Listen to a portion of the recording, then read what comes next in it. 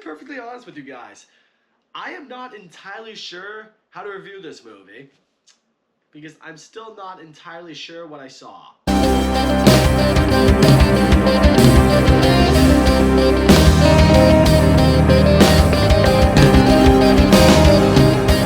So Megalopolis is the latest movie brought to us by Ford Coppola, the legendary director behind the all-time great movies like the Godfather trilogy, Apocalypse Now, Bram Stoker's Dracula. This movie is described as like an epic, utopian sort of movie. You have this city, it's known as New Rome. You have this architect sort of figure played by Adam Driver. He discovers this element. He believes he can recreate the city into this whole new, just absolute utopia. You know, everything's great, new, technologically advanced. He's kind of at a crossroads though with the mayor of the city, who's played by Giancarlo Esposito, who's more of a traditionalist, likes the way the city is right now, wants to keep it that way. So it's those two basically clashing their different ideologies with each other. All the while Adam Driver is falling in love with his daughter, played by Natalie Emmanuel. Meanwhile, a bunch of other shit with a bunch of other different characters is going on simultaneously, and yeah, this is our movie. Ford Coppola, as I mentioned, is a legendary director. He's one of the greatest directors ever. But the guy's been at this shit for a really, really long time. And I mean,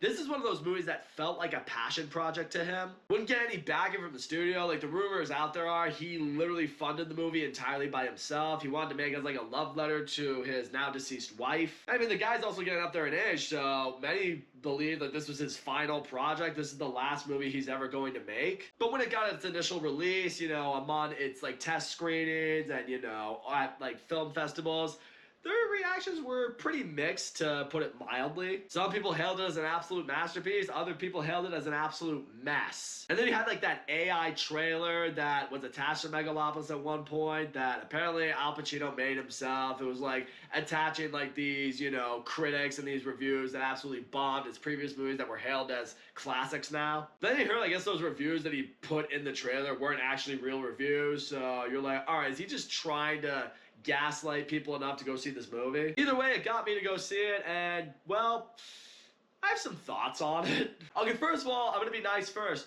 I thought performance-wise, everyone did a good job here. It is a pretty star-studded cast. I mean, you got Adam Driver and Natalie Emmanuel, Giancarlo Esposito, and Aubrey Plaza, and Jon Voight, and Shia LaBeouf. I mean, it's pretty stacked cast. There's not a performance I would take out of the movie like, oh, this person completely stole the show or anything like that, but everyone here clocked in, did well. There's no one I would look at and be like, that person didn't show up to work. They played their characters well, and I completely bought into all their performances. Also, I'll say this much, the movie, for the most part, visually looks very impressive. Not just from like a visual effects standpoint, although there are some moments where it's very vehemently green screen. But not just that, I mean, the lighting, the shots, the camera work, I mean, everything looked very impressive. Like, Ford Coppola has always been a master behind the camera, so you could never deny, even if the movie wasn't going to be great, it was probably going to look good. And this movie absolutely looks very good most of the time. I will say, in the first half of the movie, there are some elements that do undeniably suck you in. For example, the love story between Adam Driver and Natalie Emmanuel,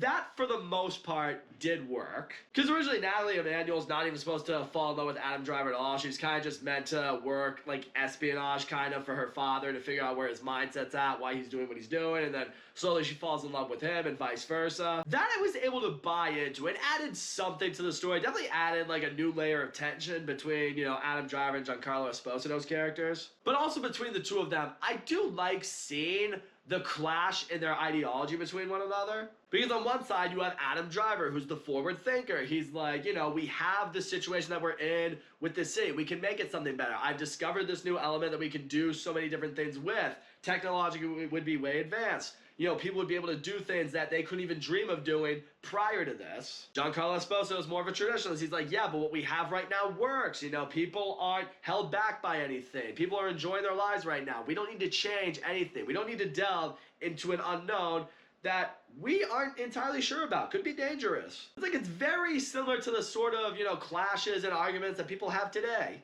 Those are the things I liked in this movie. What I didn't like about this movie, alright, first of all, the movie pacing-wise is undeniably very slow. The movie definitely takes a while to get going, and not only does it take a while to get going, but the movie just entirely lacks focus. I mean, the entire first half of the movie, you're ultimately trying to figure out what the movie really is about. I mean, you have this architect sort of guy who wants to change the city, he's clashing with the mayor, but then there's all these other different storylines that are going on with all these different characters, and it really has you wonder, it's like, okay, what does all that have to do with what is, I think, the big picture here? Is it meant to represent just a broken society? I have no idea.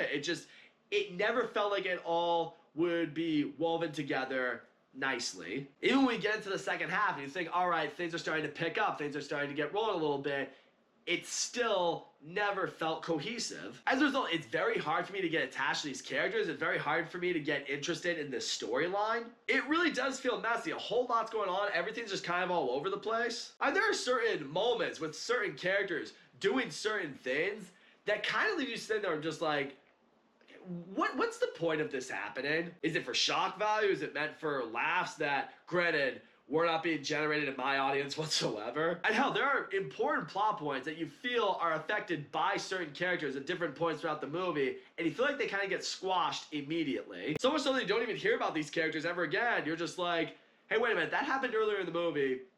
Why aren't we talking about it now? Kind of makes you feel like this was meant to be like Francis Ford Coppola's new Godfather. Like it was meant to be like a 2 or even 3-part movie. I mean, you feel like there's like, how long was this movie? Like around 2 hours and 20 minutes, I think.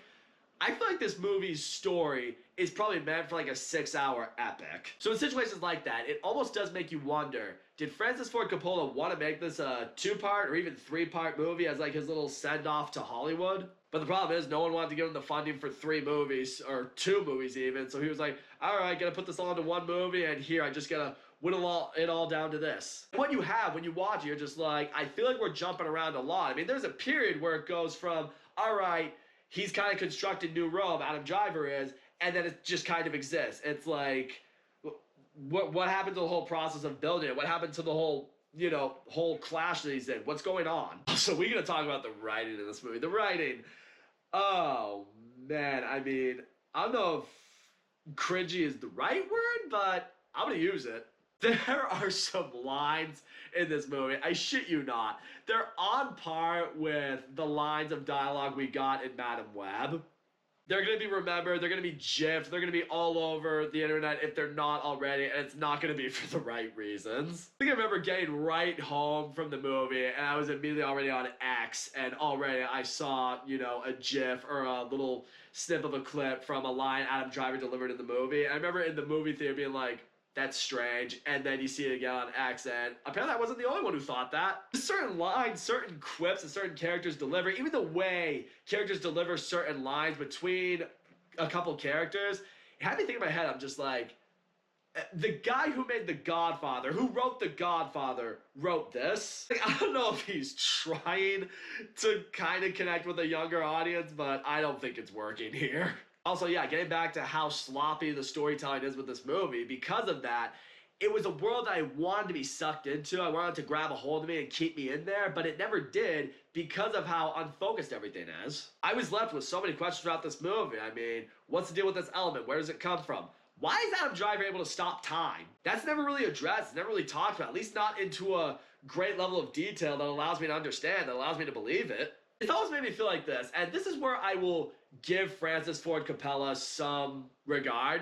He's an unapologetic director. Like, this was clearly a passion project of his own. He made this movie for him. I think that's just what it really comes down to. The movies he makes for him. The rest of us are just allowed to go and see them. It's the Quentin Tarantino mindset. Now, granted, the movies that Francis Ford Coppola has made, some of them anyway, have been literally for everybody. People have raved over them and loved them. This is one of those that just sort of feels like a really ambitious project that he had in mind, that he thought he could share with the world. He wanted to get the funding. I mean, he funded this movie entirely by himself, so clearly he wanted to have it made. But part of me does wonder if he really believed it would cater to a widespread audience. I mean, you're kind of seeing from his performance at the box office right now, it's not a movie that people are really eager to go see, and the ones who have seen it aren't exactly amazed by it. So all in all, Megalopolis, it's a very ambitious movie that ultimately falls flat. Performance-wise, everyone did well in here. I can appreciate the battle of ideology that's going on between certain characters here. From a technological standpoint, it mostly looks impressive. But yeah, the story does not really make sense. I'm still not entirely sure what kind of genre you would really put this movie in. It's trying to be too many different things at once. It's extremely unfocused. There are lines of dialogue in here that I'm going to remember for the rest of my life, and not because they're good. Feels like it was a type of movie that needed a trilogy or at least 2 movies, and he didn't get that, so what we have is just a big spliced together mess. And in the end, I was really hoping if this is Francis Ford Coppola's last movie, he would go out with a bang. Well, he's not going out with the bang that I think he intended to go out with, because this movie will be talked about, but not in the way that he wants. Then again, I do feel like there are people out there who are already putting the movie in the it's so bad it's good sort of category. And I will say, like I said, there is entertainment to be found in this movie for sure, but it's not one that I could ever see myself dedicating time to ever watch ever again. But hey, who knows, maybe 10 to 15 years down the line, we will reassess Megalopolis, and then we will hail this movie as a masterpiece. I really can't see that ever being a reality though, but I've been wrong before, but I don't think I will be. So that's all I'm going to say, guys. Thank you so much for watching my video. And as always, don't forget to leave a comment, like, subscribe, and I will see you all next time.